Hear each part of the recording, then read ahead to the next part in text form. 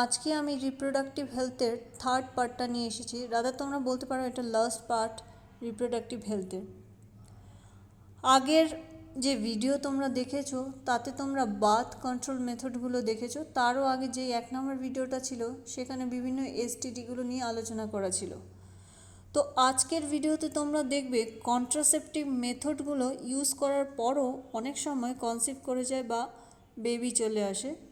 তখন কি হয়, সেই বেবি যাতে না হয়, সেই আনওয়ান্টেড বেবিকে রিমুভ করার জন্য, কিংবা যদি কোনো বেবি ধরো নর্মালি চায়ও কোনো দম্পতি, সেক্ষেত্রে যদি বেবির মধ্যে কোনো অ্যাবনর্মালিটিস থাকে সেক্ষেত্রে বেবিকে টার্মিনেশন করার প্রয়োজন হয়।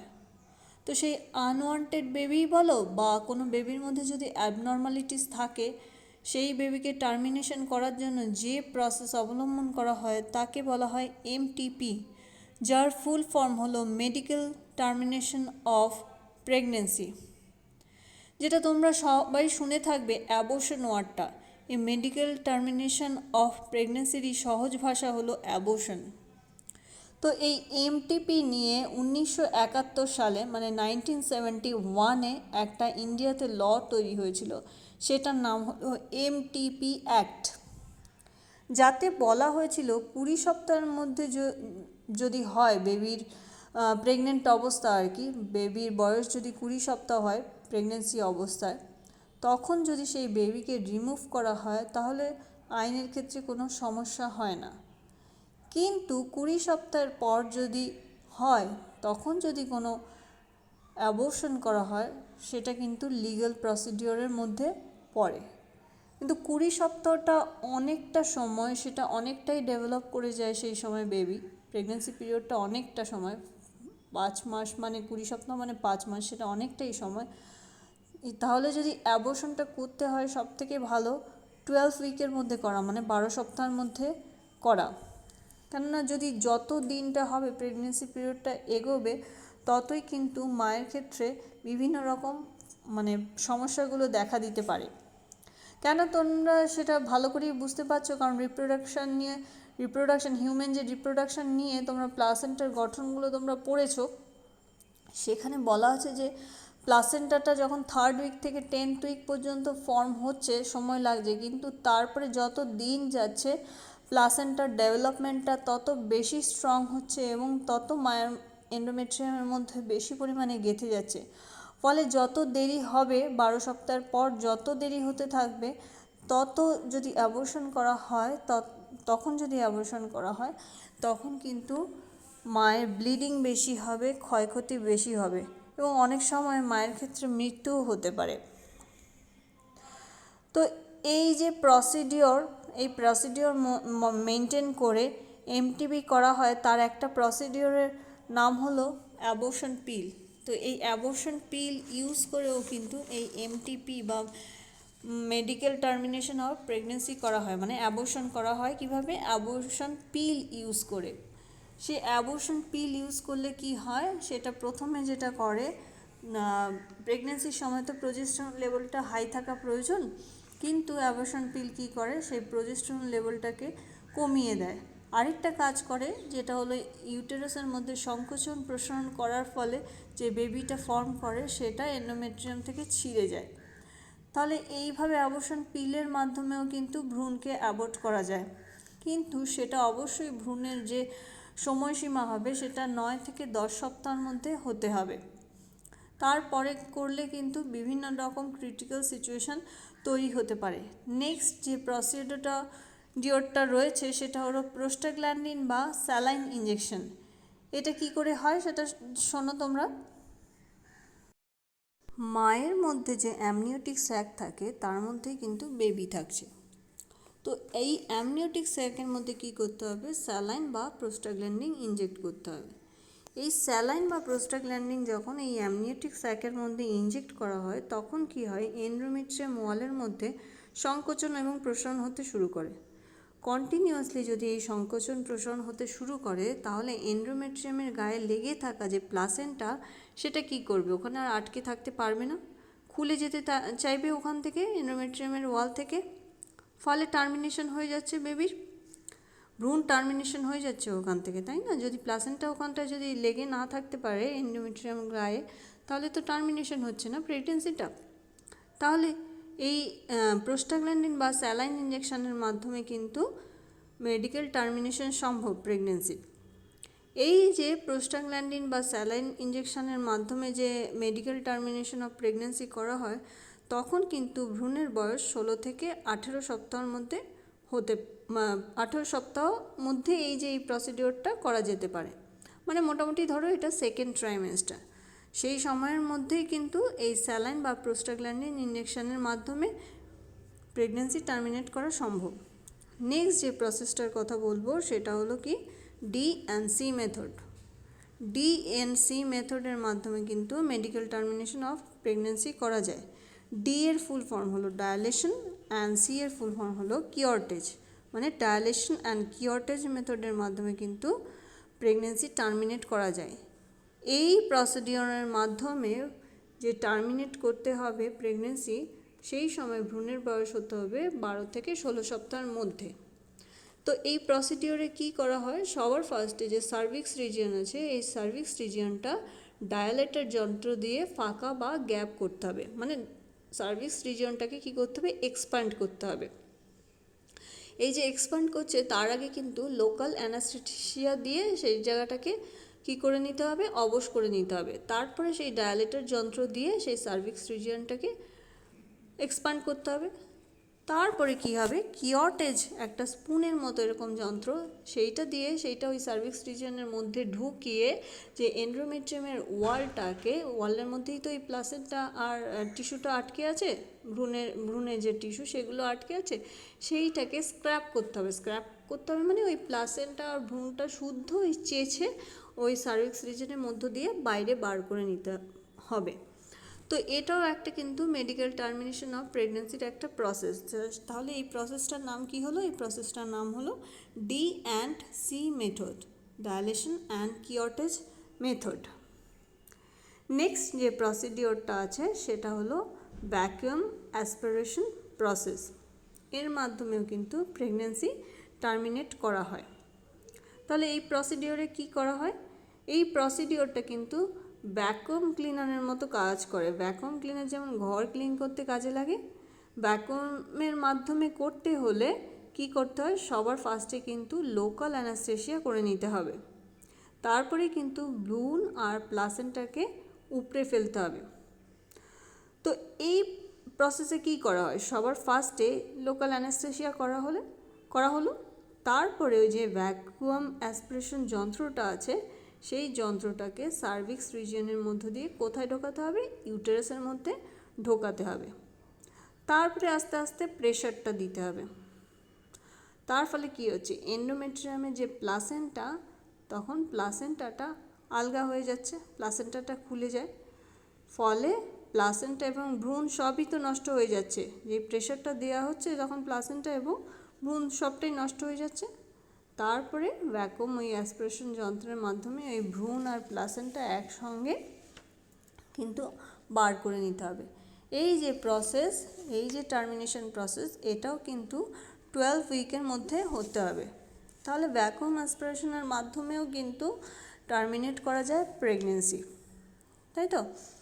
নেক্সট বলবো হলো এমটিপির দু রকমের টাইপ আছে। একটা হলো স্পন্টেনিয়াস, যেটার ক্ষেত্রে কিনা যে টার্মিনেশন হয়ে যাচ্ছে প্রেগনেন্সি, সেক্ষেত্রে বোঝাই যাবে না। আরেকটা হচ্ছে থেরাপিউটিক মেথড। চলো এটা নিয়ে একবার আলোচনা করে নিই। স্পন্টেনিয়াস মেথডে মা কিন্তু বুঝতেই পারবে না যে টার্মিনেশন হয়ে যাচ্ছে। মেডিকেলি টার্মিনেশন হয়ে যাচ্ছে মানে হলো মিসক্যারেজ হয়ে যাচ্ছে। কোনো একটা বেবি ধরো ফর্ম করলো, তখন বেবির বয়স যদি খুবই কম হয়, মানে ভ্রূণটার বয়স, বেবি বলতে ভ্রূণের বয়স যদি ভীষণই কম হয়, তখন যদি বিভিন্ন ক্রোমোজোমাল অ্যাবনর্মালিটিস দেখা যায়, তখন কিন্তু সেটা নর্মাল যে পিরিয়ড হয় সেরকমভাবে বেরিয়ে যায়। সেক্ষেত্রে কিন্তু মা কিন্তু বুঝতে পারে না যে প্রেগনেন্সি এসেছে এবং প্রেগনেন্সি টার্মিনেটও হয়ে যাচ্ছে। তো এটা হলো স্পন্টেনিয়াস মেথড। আর থেরাপিউটিক মেথড কি, থেরাপিউটিক মেথড হলো যদি ধরো এমটিপির যে বিভিন্ন প্রসিডিওরগুলো আছে, সেই প্রসিডিওরগুলোকে যেগুলো আমরা আগে পড়েছি হলো C&D মেথড, তারপরে ভ্যাকুয়াম অ্যাসপিরেশন, বিভিন্ন যে মেথডগুলো পড়েছি সেই প্রসিডিওরগুলোকে অবলম্বন করে যদি বেবি টার্মিনেট করা হয় তাকে বলা হচ্ছে কি থেরাপিউটিক মেথড। মানে সেক্ষেত্রে তুমি জানি যে প্রেগনেন্ট হয়েছে কিন্তু সেই বেবিটা হয় আনওয়ান্টেড হবে বা যদি ওয়ান্টেড হয়, সেক্ষেত্রে যদি কোনো অ্যাবনর্মালিটিস মানে কোনো জেনেটিক কোনো ভুল ত্রুটি দেখা যায়, যদি নর্মাল না হয়, সেক্ষেত্রেও কিন্তু বেবি অনেক সময় টার্মিনেট করা হয়। সেই যে আগের যে প্রসিডিওরগুলো পড়েছিলাম সেই প্রসিডিওরগুলো অবলম্বন করে যদি সেই টার্মিনেট করা হয় প্রেগনেন্সি, তাকে বলছে থেরাপিউটিক মেথড। তাহলে আমরা কেন এই মেডিকেল টার্মিনেশন প্রসেসে যাব? কারণ যদি আমি আগেই বললাম, যদি বেবি আনওয়ান্টেড হয় কিংবা যদি বেবি ওয়ান্টেড হয়, সেক্ষেত্রে যদি বেবি নর্মাল না হয়, মানে জেনেটিক কোনো কারণ থাকতে পারে, জেনেটিক অ্যাবনর্মালিটিস থাকতে পারে, সেক্ষেত্রে কিন্তু এমটিপি করা হয়। তাহলে এটা ছিল আমাদের আজকে এমটিপি নিয়ে আলোচনা। এখন আমরা যেটা বলবো সেটা হলো অ্যামনিওসিনথেসিস। তো এই পদ্ধতিটা কি? এই পদ্ধতিতে অ্যামনিওটিক ফ্লুইডটাকে টেস্ট করার জন্য নেওয়া হয়। তাহলে যখন এমব্রায়োর বয়স 2 থেকে 3 মাস হবে, তখন অ্যামনিওটিক ফ্লুইডটাকে নিতে হবে। তার আগে কিন্তু করা যাবে না, কারণ অ্যামনিওটিক ফ্লুইডটা থেকে আমাদের সেলের দরকার। কারণ প্রপার অ্যামনিওটিক ফ্লুইডটা যদি আমরা পেতে হয়, তাহলে এমব্রায়োর বয়স 2 থেকে 3 মাসই হতে হবে। কারণ অ্যামনিওটিক ফ্লুইডটা মানে প্রপার হওয়ার জন্য 2 থেকে 3 মাস সময় দিতে হবে।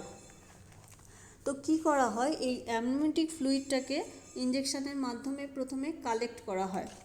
তারপরে সেই অ্যামনিওটিক ফ্লুইডটাকে কালেক্ট করে সেন্ট্রিফিউজ যন্ত্রে ঘোরানো হচ্ছে এবং সেখান থেকে কি করা হয়, সেল অ্যামনিওটিক ফ্লুইড থেকে ওখান থেকে সেন্ট্রিফিউজে ঘুরিয়ে সেল আইসোলেট করা হচ্ছে। এই যে এবার সেলগুলো পাওয়া গেল, সেই সেলগুলোকে স্টাডি করতে হবে। এই যে সেলগুলো পাওয়া গেল, সেই সেলগুলো আর যে অ্যামনিওটিক ফ্লুইডের সেলগুলো আর যে ভ্রূণটা তৈরি হয়েছে যে সেলগুলো দিয়ে, তার যে ফিজিওলজিক্যাল স্ট্রাকচার সেটা কিন্তু সেম। কারণ এই অ্যামনিওটিক ফ্লুইডের সেল দিয়েই কিন্তু এই ভ্রূণটা তৈরি হয়েছে। তাহলে এই সেলগুলোর মধ্যে যদি, এই অ্যামনিওটিক ফ্লুইডের সেলগুলোর মধ্যে যদি কোনো রকম অ্যাবনর্মালিটিস দেখা যায়, তাহলে তোমরা বুঝতে হবে যে তাহলে ভ্রূণের সেল যেগুলো, ভ্রূণ যেই সেলগুলো দিয়ে তৈরি, তার মধ্যেও কোনো অ্যাবনর্মালিটিস আছে, ক্রোমোজোমাল অ্যাবনর্মালিটিস আছে, মানে জেনেটিক কোনো অ্যাবনর্মালিটিস আছে। তাহলে এই সেলগুলো স্টাডি করার সময় কি দেখা হয়, নিউক্লিয়াসে যে ক্রোমোজোমগুলো আছে তার মধ্যে কোনো অ্যাবনর্মালিটিস আছে কিনা। যদি কোনো অ্যাবনর্মালিটিস থাকে এই অ্যামনিওটিক সেলগুলোর মধ্যে, তাহলে বুঝতে হবে যে ভ্রূণের সেলগুলোর মধ্যেও কোনো অ্যাবনর্মালিটিস থাকে। তো এই যে স্টাডি, এর মাধ্যমে বিভিন্ন জেনেটিক ডিসঅর্ডার ডিটেক্ট করা হয়। সেই ডিসঅর্ডারগুলো হলো কি, ডাউন সিনড্রোম হতে পারে, ক্লাইনফেল্টার হতে পারে, বা অ্যালবিনিজম, যেগুলো আর কি জেনেটিক ডিসঅর্ডার, সেগুলো কিন্তু এই অ্যামনিওসিনথেসিসের মাধ্যমে ডিটেক্ট করা যায়। তাহলে যদি কোনো রকম অ্যাবনর্মালিটিস তখন দেখা যায়, ওই অ্যামনিওটিক ফ্লুইডের যে সেলগুলো পাওয়া গেল, সেই সেলগুলোর মধ্যে যদি দেখা যায় কোনো রকম অ্যাবনর্মালিটিস আছে, তাহলে ধরে নিতে হবে যে ভ্রূণটা আছে তার সেলের মধ্যেও অ্যাবনর্মালিটিস আছে, এবং তখন medical termination process, medical termination of প্রেগনেন্সির যে মেথডগুলো আছে সেগুলোর মাধ্যমে কিন্তু সেই ভ্রূণটাকে টার্মিনেট করা যেতে পারে। তাহলে এই যে অ্যামনিওসিনথেসিস, এই অ্যামনিওসিনথেসিসের মাধ্যমে তাহলে জেনেটিক ডিসঅর্ডারগুলোকে আইডেন্টিফাই করা যাচ্ছে। এবং এই অ্যামনিওসিনথেসিসের মাধ্যমে কিন্তু আরেকটা জিনিসও করা যায়, সেটা হলো সেক্স ডিটারমিনেশন, মানে বাচ্চাটা ছেলে হবে না মেয়ে হবে সেটা কিন্তু জানা যায়। আমি বললাম যে এই যে অ্যামনিওসিনথেসিসের মাধ্যমে জেনেটিক ডিসঅর্ডারগুলো জানা যাচ্ছে, যেমন ধরো ক্লাইনফেল্টার, ডাউন সিনড্রোম বা অ্যালবিনিজম বা আরও অন্যান্য জেনেটিক সিনড্রোমগুলো জানা যাচ্ছে। কিন্তু এই যে অ্যামনিওসিনথেসিসের মাধ্যমে কিন্তু কোনো ফিজিওলজিক্যাল স্ট্রাকচারের যে কোনো প্রবলেম আছে কি না সেটা কিন্তু বোঝা যাবে না, কোনো রকম ডেসক্রাইব করা যাবে না। মানে বাচ্চার যে কোনো গঠনগত দিক থেকে যদি ত্রুটি থাকে, ধরো কোনো একটা অঙ্গ নেই, কান নেই কিংবা হাত নেই বা ফিঙ্গার নেই, এরকম যদি কোনো রকম অ্যাবনর্মালিটিস থাকে, মানে ফিজিওলজিক্যাল যে স্ট্রাকচারের অ্যাবনর্মালিটিস থাকে, সেটা কিন্তু ধরা যাবে না। শুধুমাত্র কি করা যাবে, জেনেটিক যে ডিসঅর্ডার আছে সেটাই কিন্তু বুঝতে পারা যাবে এই অ্যামনিওসিনথেসিসের মাধ্যমে। তাহলে এই অ্যামনিওসিনথেসিসের যদি সিগনিফিকেন্স জিজ্ঞেস করে, তাহলে তোমরা কি বলবে? তাহলে অ্যামনিওসিনথেসিসের সিগনিফিকেন্স জিজ্ঞেস করলে তোমরা বলবে কিন্তু এই টেস্টটা ভীষণই গুরুত্বপূর্ণ, কারণ কোনো একটা বাচ্চা জন্মানোর আগে জানা দরকার যে কোনো তার মধ্যে জেনেটিক ডিসঅর্ডার আছে কি না। যদি জেনেটিক ডিসঅর্ডার থাকে তাহলে সেই অ্যাবনর্মাল বাচ্চাটিকে কী করতে হবে, রিমুভ করে দিতে হবে। তাহলে এইটা তাহলে জেনেটিক ডিসঅর্ডার নিয়ে জানা যায় এই অ্যামনিওসিনথেসিসের মাধ্যমে। আর আরেকটা কী বললাম, জানা যায় সেক্স ডিটারমিনেশন করা যায় কিন্তু এই অ্যামনিওসিনথেসিসের মাধ্যমে। এবার বলবো হলো ইনফার্টিলিটি নিয়ে। প্রথমে যেটা বলবো আমরা, ইনফার্টিলিটি আর স্টেরাইল এই দুটোর মধ্যে কিন্তু পার্থক্য আছে, ইনফার্টিলিটি আর স্টেরাইল। তাহলে প্রথমে আমরা বলবো ইনফার্টিলিটি কী, আর তারপর আমরা বলবো স্টেরাইল কী।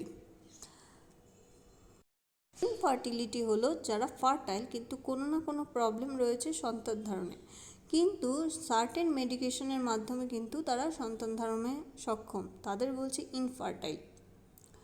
আর স্টেরাইল মানেটা কি, স্টেরাইল মানে হচ্ছে হলো বন্ধা, যারা কোনো দিনই ফার্টাইল হওয়ার সম্ভাবনা নেই, সেটা মেল ফিমেল উভয়ের ক্ষেত্রেই হতে পারে, যারা একেবারেই সন্তান ধারণে অক্ষম তাদের বলছে স্টেরাইল। আর ইনফার্টিলিটি মানে কোনো প্রবলেম আছে কিন্তু মেডিকেশন দিয়ে সেই প্রবলেমটা সলভ করা যায় এবং সন্তান ধারণে তারা সক্ষম হয়, তাদের বলা হচ্ছে ইনফার্টাইল। তাহলে যেটা হচ্ছে, ইনফার্টাইলের চিকিৎসা কিন্তু সম্ভব, কিন্তু স্টেরাইল তার কিন্তু চিকিৎসা হয় না। এই যে আমরা ইনফার্টিলিটি বলছি সেটা কিন্তু মেল বা ফিমেল যে কোনো ক্ষেত্রে হতে পারে। তো এই ইনফার্টিলিটি হচ্ছে দু রকমের হয়, একটা হলো প্রাইমারি ইনফার্টিলিটি আর একটা হচ্ছে সেকেন্ডারি ইনফার্টিলিটি। চলো আমরা প্রাইমারি ইনফার্টিলিটি কী সেটা আগে বলি, তারপরে আমরা বলবো সেকেন্ডারি ইনফার্টিলিটি কী। প্রাইমারি ইনফার্টিলিটি হচ্ছে প্রথম থেকে ইনফার্টাইল, মানে একবারও সন্তান ধারণে তারা সক্ষম হয়নি, সেটা হলো প্রাইমারি, মানে কখনোই সন্তান ধারণে একবারও হয়নি, সেটা হচ্ছে প্রাইমারি ইনফার্টিলিটি। আর সেকেন্ডারি ইনফার্টিলিটি হচ্ছে ধরো একবার সন্তান ধারণ করতে পেরেছে কিন্তু কোনো কারণে ধরো ভ্রূণ নষ্ট হয়েছে, তারপর থেকে সন্তান ধারণ করতে পারছে না, তারপর থেকে ধরো সন্তান ধারণে অক্ষম, তাদের বলে হচ্ছে সেকেন্ডারি ইনফার্টিলিটি। এই যে ইনফার্টিলিটির কথা আমরা বলছি, তা মেলদের ক্ষেত্রে কী কী প্রবলেম থাকতে পারে আর ফিমেলদের ক্ষেত্রে কী কী প্রবলেম থাকতে পারে তা নিয়ে আমরা একটা বিস্তারিত আলোচনা করব। তো প্রথমে আমরা বলবো মেলদের ক্ষেত্রে কী কী প্রবলেম থাকতে পারে। ক্রিপ্টারকিটিজম, এই ওয়ার্ডটা তোমরা শুনে থাকবে, আমি যখন রিপ্রোডাক্টিভ স্ট্রাকচার মেলদের ক্ষেত্রে পড়িয়েছি তখন এই ক্রিপ্টারকিটিজম ওয়ার্ডটা বলেছি। তো ক্রিপ্টারকিটিজম মানে কি, যখন স্ক্রোটামে শুক্রাশয়টা না এসে যখন অ্যাবডোমেনটাই থেকে যাচ্ছে তখন সেই যে অ্যাবনর্মালিটিস সেটাকে বলা হয় ক্রিপ্টারকিটিজম। তো আমরা জানি যে বডি টেম্পারেচারে কিন্তু শুক্রাণু বাঁচে না, সেক্ষেত্রে যেসব বাচ্চার ক্রিপ্টারকিটিজম আছে, মানে বাচ্চা ছেলে যারা, তাদের যাদের ক্রিপ্টারকিটিজম প্রবলেম আছে তাদের কিন্তু অপারেশনের মাধ্যমে কিন্তু শুক্রাশয়টাকে স্ক্রোটামে ট্রান্সফার করা সম্ভব। তো এই ক্রিপ্টারকিটিজম হলো মেলদের ক্ষেত্রে একটা ইনফার্টিলিটির বড় কারণ। নেক্সট যেটা আছে সেটা হলো অলিগোস্পার্মিয়া, মানে হলো স্পার্মের কাউন্টটা হলো লো। একবার ইজাকুলেশনে তোমরা জানো যে মোটামুটি 10 কোটি মতো স্পার্ম থাকছে, কিন্তু এই স্পার্মের সংখ্যাটা যদি তার থেকে কম থাকে তখন তাকে কি বলে, অলিগোস্পার্মিয়া, মানে যতটা থাকা উচিত কাউন্টে স্পার্ম এমএলএ ততটা পরিমাণ কিন্তু থাকে না। তাহলে যদি স্পার্মের কাউন্টটা লো হয় তখন তাকে বলছে এই অলিগোস্পার্মিয়া। তাহলে এই অলিগোস্পার্মিয়াটা কেন হয়, স্মোক করলে বা ড্রিঙ্ক করলে সেই অলিগোস্পার্মিয়া কিন্তু হতে পারে। কিন্তু এর বলেছি আমি একটাই কথা বলেছি যে ইনফার্টিলিটি যদি হয় তাহলে কিন্তু তার চিকিৎসা করা সম্ভব, স্টেরাইল হলে কিন্তু সম্ভব নয়। এখানে যেহেতু স্পার্ম কাউন্টটা কম আছে, তাহলে যদি ড্রিঙ্ক বা স্মোক যদি কমানো যায় তাহলে কিন্তু বা বিভিন্ন রকম মেডিকেশনের মাধ্যমে কিন্তু এর ট্রিটমেন্ট করা সম্ভব। তাহলে মেলদের ক্ষেত্রে এই অলিগোস্পার্মিয়া হলো ইনফার্টিলিটির আরেকটা বড় রিজন। নেক্সট যেই রিজনটা ইনফার্টিলিটি মেলদের ক্ষেত্রে সেটা হলো প্রোস্টাগ্ল্যান্ডিন। যদি প্রোস্টাগ্ল্যান্ডিনটা হাই হয় তাহলে কি হবে, ফ্রুক্টোজটা হবে লো ফ্রুক্টোজ সিক্রেশন হয়। এর ফলে কি হয়, শুক্রাণুর যে ম্যাচিউরিটির দরকার ফ্রুক্টোজ কী করেন, ফ্রুক্টোজটা শুক্রাণুর ম্যাচিউরিটিতে হেল্প করে। এবার যদি ফ্রুক্টোজের পরিমাণটা কম হয়ে যায় তাহলে শুক্রাণুর ম্যাচিউরিটি আসবে না, ফলে ইনফার্টিলিটি দেখা যেতে পারে। তাহলে 4 নম্বর যে পয়েন্টটা আছে মেলদের ক্ষেত্রে ইনফার্টিলিটি সেটা হলো থাইরয়েড গ্ল্যান্ড। থাইরয়েড গ্ল্যান্ডের প্রবলেমের জন্য কিন্তু স্পার্মের কাউন্ট ঠিক থাকে না, এবং স্পার্ম যদি থাকেও তার ক্যাপাসিটেশনটা কমতে থাকে। তাহলে থাইরয়েড গ্ল্যান্ড একটা রিজন যে মেল ইনফার্টিলিটির।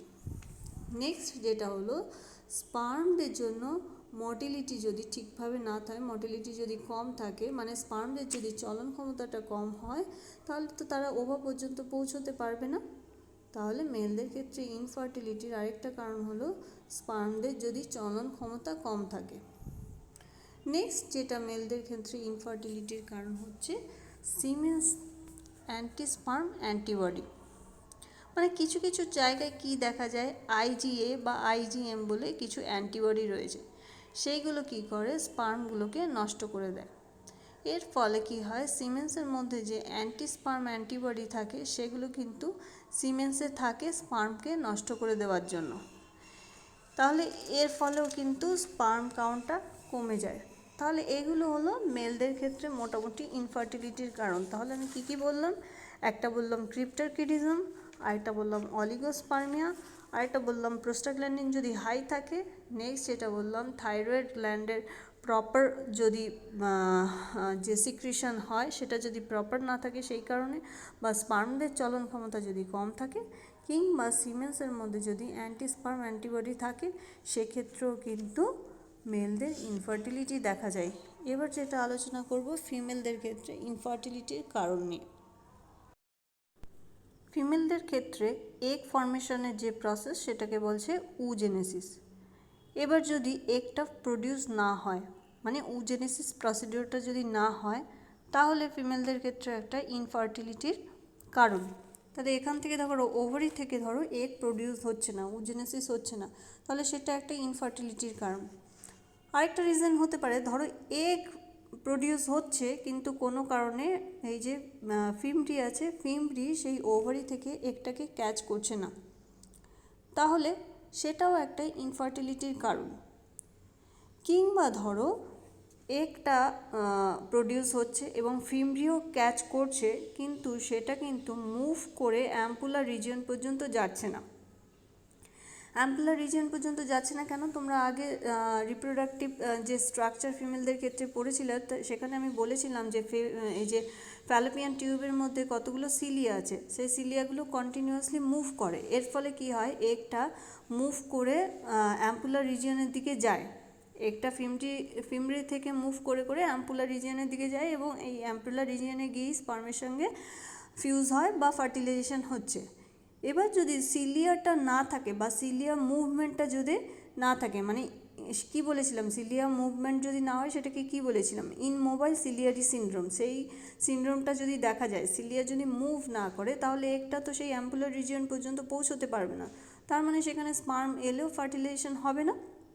তাহলে ফিমেলদের ক্ষেত্রে এই ইনমোবাইল সিলিয়ারি সিনড্রোম বলো, কিংবা ধরো ফিমরি যদি এগ ক্যাচ না করে, কিংবা যদি ধরো উজেনেসিস না হয়, মানে এগ ফর্মই না হয়, তাহলেও কিন্তু ফিমেলদের ক্ষেত্রে ইনফার্টিলিটি দেখা যায়।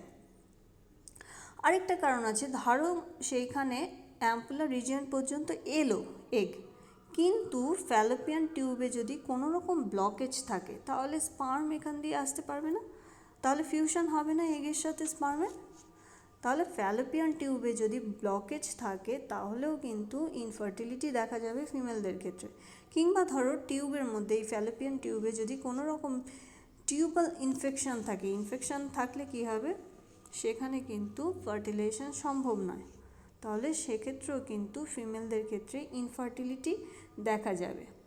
কিংবা ধরো এন্ডোমেট্রিওসিস, মানে কি এন্ডোমেট্রিয়ামের যে প্রপার একটা ডেভেলপমেন্ট দরকার, তো সেই ডেভেলপমেন্টটা যদি প্রপার না হয়, এন্ডোমেট্রিয়ামের যদি প্রপার ডেভেলপমেন্ট না হয়, তাহলে কি হবে, ইমপ্লান্টেশন হবে না, ইমপ্লান্টেশনের প্রবলেম হবে।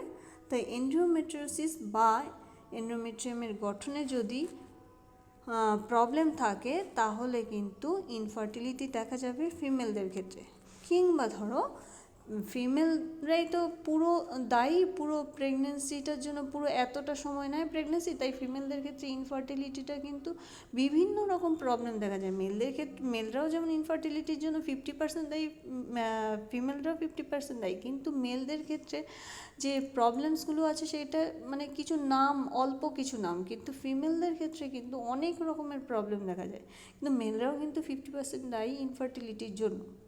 তো ফিমেলদের ক্ষেত্রে কি হয়, হরমোনাল যে ডিসব্যালেন্স আছে, মানে ধরো ওভিউলেশন যখন হচ্ছে তখন এক রকমের হরমোন লাগছে, তখন ফলিকলটাকে স্টিমুলেটেড করছে, ফলিকল স্টিমুলেটিং হরমোন লাগছে, যেই ওভিউলেশন হয়ে যাচ্ছে তারপরে আবার অন্য হরমোন লাগছে, লিউটিনাইজিং হরমোন লাগছে। এই যে হরমোনাল যদি ব্যালেন্সটা থাকা দরকার, সেই ব্যালেন্সটা যদি না থাকে, যদি ডিসব্যালেন্স দেখা যায় হরমোনাল যে রেগুলেশন তার ক্ষেত্রে, তাহলে কিন্তু ইনফার্টিলিটি দেখা দিতে পারে।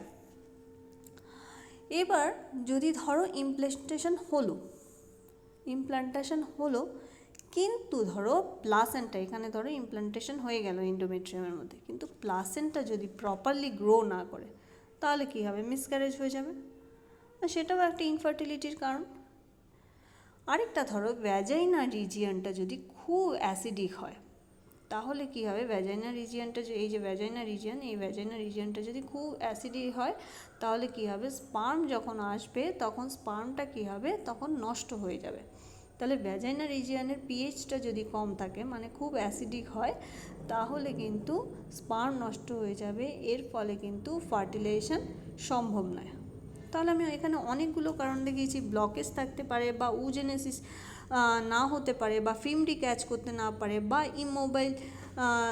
ইমোবাইল যে সিলিয়ারি সিনড্রোম সেটা দেখা দিতে পারে, বা টিউবাল ইনফেকশন দেখা দিতে পারে, এন্ড্রোমেট্রিসিস হতে পারে, হরমোনাল ডিসব্যালেন্স হতে পারে, বা ভ্যাজাইনাল যে অ্যাসিডিক লেভেল সেটা যদি হাই হয়, মানে পিএইচ লেভেলটা যদি কম থাকে, কিংবা ধরো ইমপ্লান্টেশন হলো কিন্তু প্লাসেন্টা প্রপারলি ফর্ম করলো না, সেই কারণে কিন্তু ফিমেলদের ক্ষেত্রে ইনফার্টিলিটি দেখা দিতে পারে। এটা আমি কিছু মেজর কারণ বললাম ফিমেলদের ক্ষেত্রে ইনফার্টিলিটির, আরও অনেক কারণ আছে ইনফার্টিলিটির ফিমেলদের ক্ষেত্রে, তো আমি এগুলো মেজর কিছু প্রবলেমস নিয়ে কথা বললাম। তো এই যে ইনফার্টিলিটি, আমি বললাম ইনফার্টিলিটির কিন্তু মেডিকেশন আছে, চিকিৎসা আছে। তো এই ইনফার্টিলিটি থেকে মুক্তি পাওয়ার কিন্তু উপায় আছে। তাহলে সেটা উভয়ের ক্ষেত্রে, ফিমেল এবং মেল দুটোই ইনফার্টিলিটির ক্ষেত্রে কিন্তু মেডিকেশন আছে, কিন্তু স্টেরয়েডের ক্ষেত্রে কিন্তু নেই বলেছি। এই যে প্রবলেমগুলো আছে, এই প্রবলেমগুলো সলভ করার যে প্রসেস, সেই প্রসেসটাকে বলছে ART ফুল ফর্ম হলো অ্যাসিস্টেড রিপ্রোডাক্টিভ টেকনিক। মানে আমরা এই যে ইনফার্টিলিটিগুলো আছে সেগুলো বিভিন্ন মেডিকেশান বা বিভিন্ন প্রসিডিওর মেথডের মাধ্যমে কিন্তু এই ইনফার্টিলিটি থেকে ফার্টাইল হতে পারে, এবং মানে কি সন্তান ধারণে সক্ষম হতে পারে। সেই যে প্রসেস সেটা হলো ART বা অ্যাসিস্টেড রিপ্রোডাক্টিভ টেকনিক। তাহলে আমরা এই টেকনিকগুলো নিয়ে আলোচনা করব এখন। তো দুটো টার্মস আমাদের আগে জানতে হবে, ইন ভিভো আর ইন ভিট্রো। তো ইন ভিভো মানে কি, ইন ভিভো মানে হচ্ছে বডির মধ্যে, দেহের ভেতরে, আর ইন ভিট্রো মানে হচ্ছে দেহের বাইরে, মানে বডির বাইরে। তো ইন ভিভো কি, ইন ভিভো হলো দেহের ভেতরে যদি কোনো প্রসিডিওর করা হয় তাকে বলছি ইন ভিভো, আর যদি দেহের বাইরে কোনো প্রসিডিওর করা হয় তখন তাকে বলছে ইন ভিট্রো। এবার আমি ART যে টেকনিকগুলো আছে, সেই ইনফার্টিলিটি সলভ করার জন্য যে টেকনিকগুলো আছে সেগুলো নিয়ে বলছি। প্রথমে আমি যেটা বলবো GIFT ফুল ফর্ম হলো gamete Intra Fallopian transfer. G for gamete, I for Intra Fallopian transfer. দেখো নামের যে ফুল ফর্মটা সেটা থেকেই কিন্তু তোমরা বুঝতে পারছো কখন এই প্রসিডিওরটা করব এবং কিভাবে করব। দেখো ইন্ট্রা কথাটার মানে কি, ইন্ট্রা কথাটার মানে হচ্ছে ভেতরে। কার ভেতরে না, ফ্যালোপিয়ান টিউবের ভেতরে। তাহলে ইন্ট্রা ফ্যালোপিয়ান ট্রান্সফার, তার মানে ফ্যালোপিয়ান টিউবের ভেতরে ট্রান্সফার করতে হবে। কি ট্রান্সফার করতে হবে, গ্যামেট ট্রান্সফার করতে হবে। তো এই গ্যামেট কি, এই গ্যামেট হতে পারে মেল বা ফিমেল, উভয়ই হতে পারে। মেল যদি ইনফার্টাইল হয় তাহলে মেলদের ক্ষেত্রে স্পার্ম, আর যদি ফিমেলরা ইনফার্টাইল হয় তাহলে ফিমেলদের ক্ষেত্রে ওভাকে ট্রান্সফার করতে হবে। কোথায় না, ফ্যালোপিয়ান টিউবে। ফ্যালোপিয়ান টিউবের কোথায় তোমরা জানো কোথায় হয়, ফার্টিলাইজেশন অ্যাম্পুলার রিজিয়নে। তাই অ্যাম্পুলার রিজিয়নে কি ট্রান্সফার করতে হবে? যদি মেল ইনফার্টাইল হয় তাহলে সেখানে স্পার্ম ট্রান্সফার করতে হবে, যদি ফিমেল ইনফার্টাইল হয় সেখানে কিন্তু ইনফার্টাইল হয় মানে ওভিউলেশন হচ্ছে না বা ফিমরি ক্যাচ করতে পারছে না, কিংবা ধরো ওখানে সিলিয়ারি মুভমেন্ট না হচ্ছে, ফিমেলদের এই প্রবলেমগুলো যদি থাকে তাহলেই তো ওভারটা সেই অ্যাম্পুলার রিজিয়নে ফ্যালোপিয়ান টিউবে পৌঁছাতে পারবে না। তাহলে কি কি প্রবলেম? ওভিউলেশন না হলে, ওভার যদি না রিলিজ হয় তাহলে ওভারটাকে ফ্যালোপিয়ান টিউবে পাঠাতে হবে, কিংবা ধরো ওভার রিলিজ হচ্ছে, ফিমরি যদি ক্যাচ করতে না পারে সেক্ষেত্রেও ওভারটাকে কোথায়? ফ্যালোপিয়ান টিউবে পৌঁছে দিতে হবে অ্যাম্পুলার রিজিয়নে। কিংবা ধরো ইমোবাইল সিলিয়ারি সিনড্রোম, সিলিয়া যদি ওটাকে সিলিয়ারি যদি মুভ না করে করে অ্যাম্পুলার রিজিয়নে না পাঠায় ওভাকে, তখন সেক্ষেত্রেও কিন্তু ওভারটাকে কী করতে হবে? ফ্যালোপিয়ান টিউবের অ্যাম্পুলার রিজিয়নে গিয়ে পৌঁছে দিতে হবে। তাহলে ফিমেলদের ক্ষেত্রে এই প্রবলেমগুলো থাকলে তাহলে ফিমেল গ্যামেট বা ওভাকে কোথায় পৌঁছতে হবে? ফ্যালোপিয়ান টিউবে। কিংবা মেলদের ক্ষেত্রে যদি স্পার্মটা যদি না যায়, ধরো ভ্যাজাইনার পিএইচ লেভেলটা কম আছে মানে অ্যাসিডিক ভ্যাজাইনা, সেক্ষেত্রে কী হবে? স্পার্মগুলো নষ্ট হয়ে যাবে, তাই তো? স্পার্ম নষ্ট হয়ে গেলে সেক্ষেত্রে ইউটেরাস ক্রস করে সেই ফ্যালোপিয়ান টিউবে পৌঁছতে পারবে না। কিংবা ধরো স্পার্মের ক্যাপাসিটেশন কম আছে বা চলন ক্ষমতা কম আছে, তখন কী হবে? স্পার্ম সেই অ্যাম্পুলার রিজিয়ন পর্যন্ত পৌঁছতে পারবে না, তাহলে মেল গ্যামেটটা অ্যাম্পুলার রিজিয়ন পর্যন্ত পৌঁছতে পারছে না, সেক্ষেত্রে কী হবে? মেলরা ইনফার্টাইল হলে সেই মেলদের ক্ষেত্রে অ্যাম্পুলার রিজিয়ন পর্যন্ত এই স্পার্মটাকে পৌঁছে দিতে হবে, যে কোনো একটা গ্যামেটকে পৌঁছে দিতে হবে, যার প্রবলেম আছে সেই গ্যামেটটাকে পৌঁছে দিতে হবে কোথায়? অ্যাম্পুলার রিজিয়নে। তাই জন্যই বলছি ইন্ট্রা ফ্যালোপিয়ান ট্রান্সফার, মানে ফ্যালোপিয়ান টিউবে ট্রান্সফার করে দিতে হবে কি? গ্যামেটকে, মেল গ্যামেট হতে পারে বা ফিমেল গ্যামেট হতে পারে। তো এই ট্রান্সফার করা হলে তখন তারপর মেল আর ফিমেল গ্যামেট মিলে ওখানে ফিউশন হবে। তো এই যে টেকনিকটা, গ্যামেট ট্রান্সফারের যে টেকনিকটা ফ্যালোপিয়ান টিউবে, সেটাকে বলে জিআইএফটি। তারপরে ওটা জাইগোট ফর্ম করবে, ফিউশন হয়, ঠিক আছে? তো এইটা হলো জিআইএফটি। নেক্সট যে প্রসেসটা বলবো সেটা হলো জাইগোট ইন্ট্রা ফ্যালোপিয়ান ট্রান্সফার, মানে জাইগোট পর্যন্ত ফর্ম করে দিতে হবে। ওটা শর্ট যে ফর্ম সেটা হলো জেআইএফটি। জেআইএফটি ফুল ফর্ম কী হলো? Zygote Intra Fallopian tube. Fallopian টিউবে জাইগোটটাকে ট্রান্সফার করে দিতে হবে। তাহলে কি করতে হবে? বাইরে মানে ইনভিট্রোতে ফিমেল আর মেল যে গ্যামেট আছে সেটাকে ফিউশন করিয়ে নিতে হবে। ফিউশন করিয়ে কী করতে হবে? জাইগোটটাকে ফর্ম করে নিতে হবে।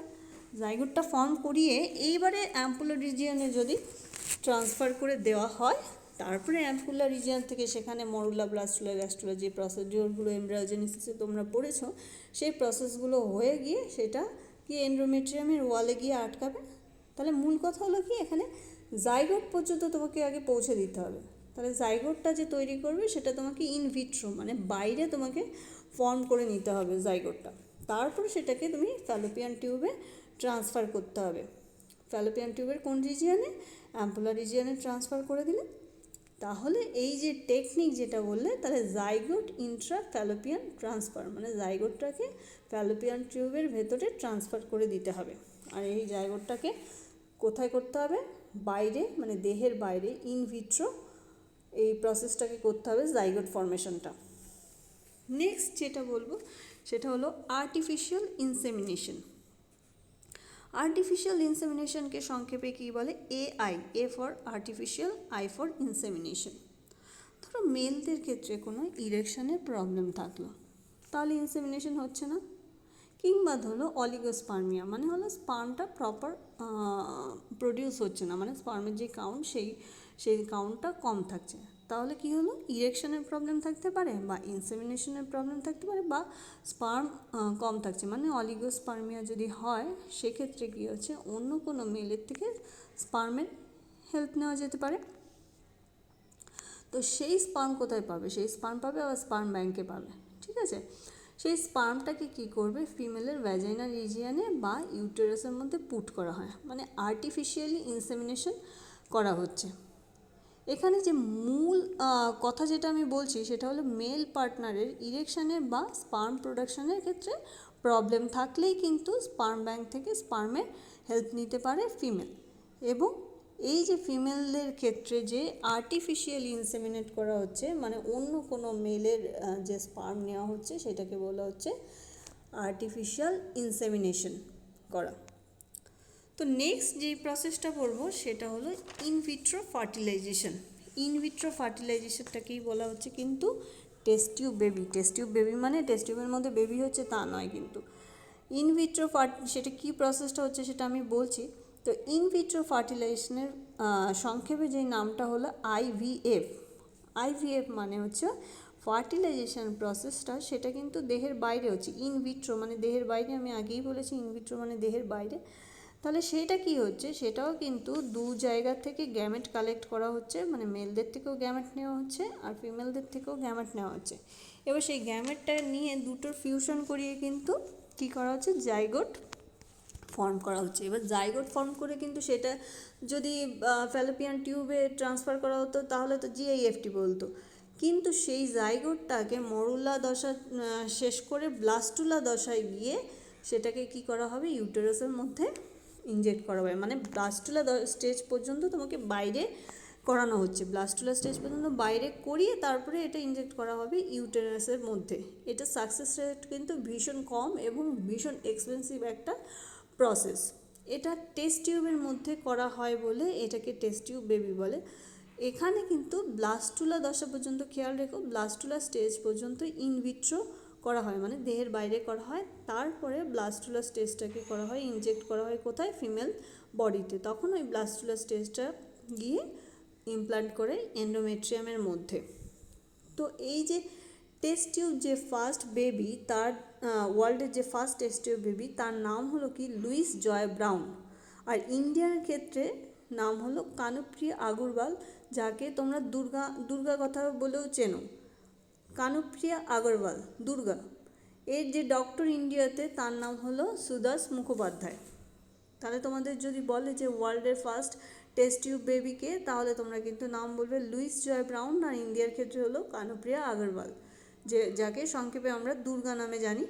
আর এর ডক্টর ছিল ইন্ডিয়ার ক্ষেত্রে সুদাস মুখোপাধ্যায়।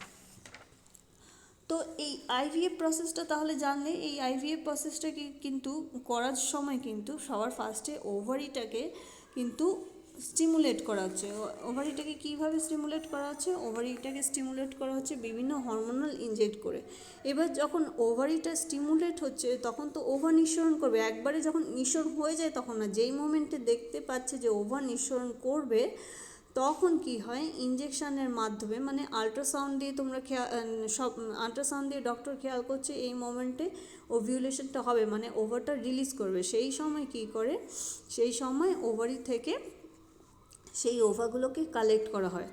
এই যে ইনজেকশানটা দিচ্ছে, মানে ওভার রিলিজ করার জন্য ইনজেকশানটা দিচ্ছে, তার ফলে কিন্তু অনেকগুলো ফলিকল, 3-4টে ফলিকল একসঙ্গে কিন্তু স্টিমুলেট হয়ে গ্রাফিয়ান ফলিকলে পরিণত হয় এবং 3-4টে ওভা কিন্তু একসাথে রিলিজ হবে। এই রকম সময়ে কিন্তু ইনজেকশানের মাধ্যমে 3-4টে ওভাকে কালেক্ট করা হয় এবং সেইগুলো কি করা হয়, কালচার মিডিয়ামে নিউট্রিশন দিয়ে রাখা হয় ওই ওভাগুলোকে। এবার স্পার্ম কালেক্ট করে, স্পার্মটা কীভাবে কালেক্ট করা হয়, যে সিমেন্সটা নেওয়া হলো মেলদের ক্ষেত্রে, সেই সিমেন্সটাকে সেন্ট্রিফিউজের মধ্যে ঘুরিয়ে সেখান থেকে স্পার্মগুলোকে কালেক্ট করা হয় এবং একটা স্পার্মের জন্য একটাই ওভাকে কী করা হয়, ফিউজ করা হয়। কিংবা ধরো একটা স্পার্মের জন্য অনেকগুলো স্পার্মের, তো নর্মালি হলে অনেকগুলো স্পার্মের দরকার হতো, কিন্তু এক্ষেত্রে তো অনেকগুলো স্পার্মের দরকার হয় না, একটা ওভাকে ফিউজ করার জন্য একটাই স্পার্ম বা বেশি হলে দুটো স্পার্মকে একসাথে রাখা হয় কী করার জন্য, ফিউশনের জন্য। তারপরে এই টেস্ট টিউবের মধ্যে কী করা হয়, ওভা আর ওই স্পার্মটাকে ফিউজ করিয়ে কী করা হবে, জাইগোট তৈরি করা হবে। এইবার কিছুটা টাইম দেওয়া হবে কী করতে, ব্লাস্টুলা ফর্মেশনের জন্য। যেই ব্লাস্টুলাটা ফর্ম হয়ে গেল তখন থ্রু সার্ভিক্স কী করছে, ওই ব্লাস্টুলাকে এন্টার করানো হচ্ছে কিসে, ওই ইউটেরাসের মধ্যে। এই যে প্রসিডিওরটা সেটাই হলো আইভিএফ প্রসেস। তো এই আইভিএফ প্রসেসটা কিন্তু ভীষণ কস্টলি, আমি আগেই বলেছি, এবং এর সাকসেস রেটও খুব কম।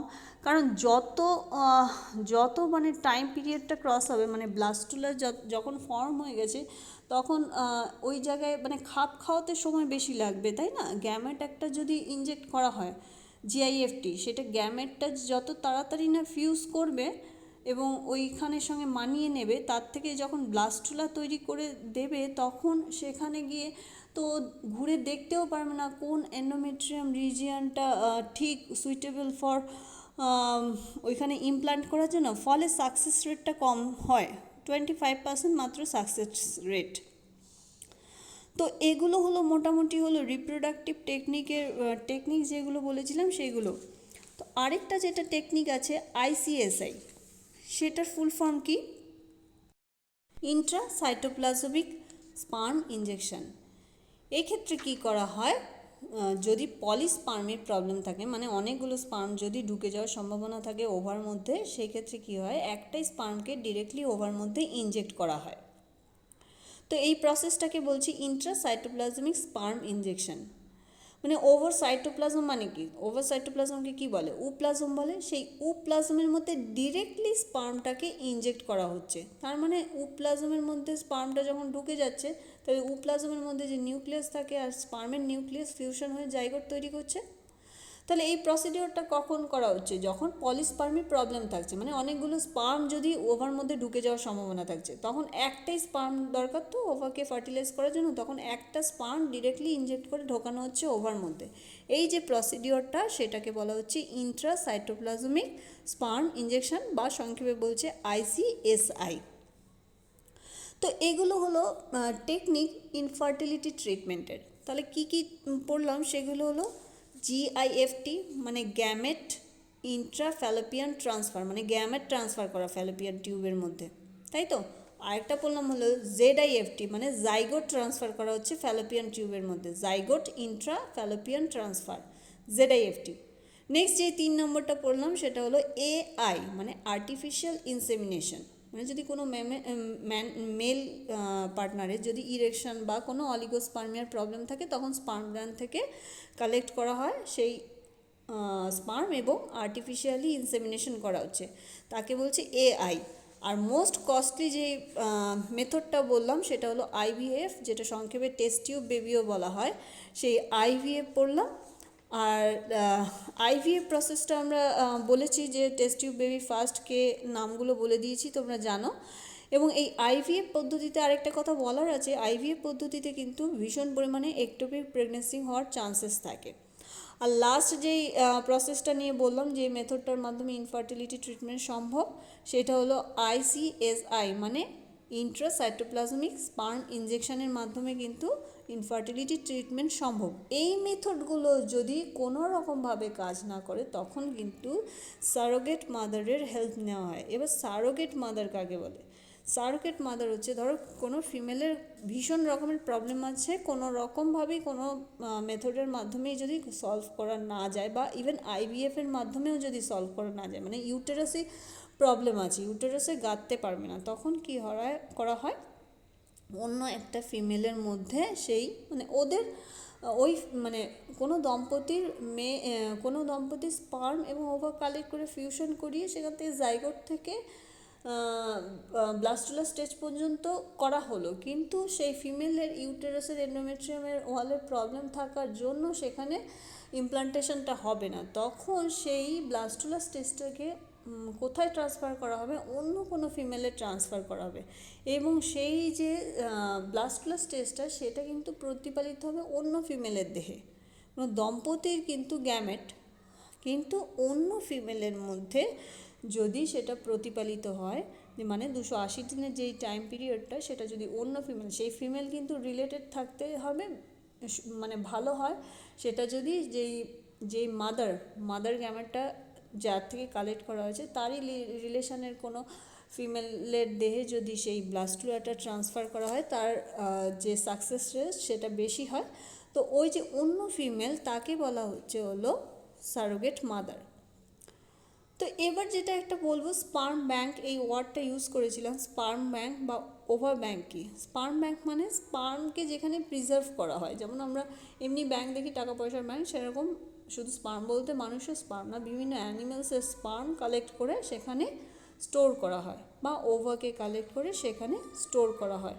ধরো ওভা ব্যাংক কেন কালেক্ট করবে, ধরো কোনো একজন স্পার্ম ব্যাংক কেন কালেক্ট করবে, ধরো সেটার রিজন কি, ধরো কোনো একজন মিলিটারি বা কোনো ডিফেন্স লাইনে আছে, তখন কোনো কারণে ধরো সে মারা গেল, তখন তার যে পার্টনার ফিমেল তারই বাচ্চার মা হতেছে, তখন কি করবে সে ওই স্পার্ম ব্যাংকে, যদি সেই ডিফেন্স লাইনে যে লোকটা ছিল, যে পার্টনার ছিল, সে যদি আগে স্পার্ম ব্যাংকে গিয়ে স্পার্মটা কালেক্ট করে রাখে, সেই স্পার্ম থেকে কিন্তু তার পার্টনার, ফিমেল যে পার্টনার, সে কিন্তু প্রেগনেন্ট হতে পারে। তাহলে সেটা হলো স্পার্ম ব্যাংকের একটা রিজন, স্পার্ম সেখানে স্টোর করে রাখা যায়। ওভাও সেম, ওভা ব্যাংকে কী করা হয়, সেই ওভাকে কালেক্ট করে সেখানে স্টোর করে রাখা যায়। তো এই ওভা ব্যাংক বা স্পার্ম ব্যাংক কে যে চালানোর জন্য যে ইয়েটা লাগে, সেটার নাম হলো ক্রায়ো প্রিজার্ভেশন। এবার ক্রায়ো প্রিজার্ভেশন মানে কি সেটা আমরা জানি। ক্রায়ো প্রিজার্ভেশন হলো 196 ডিগ্রি সেন্টিগ্রেড টেম্পারেচারে টরল নাইট্রোজেনের মধ্যে যদি প্রিজার্ভ করা হয় ওভা এবং স্পার্মকে, তাকে বলা হচ্ছে ক্রায়ো প্রিজার্ভেশন। তো এই ওভা ব্যাংক এবং স্পার্ম ব্যাংক দরকার কোনো হাইব্রিডাইজেশন করানোর জন্য, যেমন কোনো অ্যানিমেলসের ক্ষেত্রে, ধরো অস্ট্রেলিয়ান কোনো প্রজাতি আছে কোনো হেনের, আর ইন্ডিয়ান কোনো হেনের প্রজাতি আছে, তাদের যদি কোনো হাইব্রিডাইজেশন করার জন্য অস্ট্রেলিয়ার হেনকে তো আর ইন্ডিয়াতে ধরে নেওয়া যাবে না, বা ইন্ডিয়ার হেনকেও অস্ট্রেলিয়াতে ধরে নিয়ে যাবে না, তখন স্পার্ম ব্যাংক বা ওভা ব্যাংকের মাধ্যমে কিন্তু হাইব্রিডাইজেশন করানো সম্ভব। তাহলে এইটা হলো মোটামুটি আমরা যেটা আজকে শিখলাম, বিভিন্ন টেকনিক্স, এমটিপি বা ইনফার্টিলিটি ট্রিটমেন্ট, অনেক কিছু শিখলাম আজকের ভিডিওতে। তো এটা আমার ছিল মোটামুটি রিপ্রোডাক্টিভ হেলথের লাস্ট পার্ট। আশা করি তোমরা বুঝতে পেরেছো। দেখা হবে নেক্সট ভিডিওতে।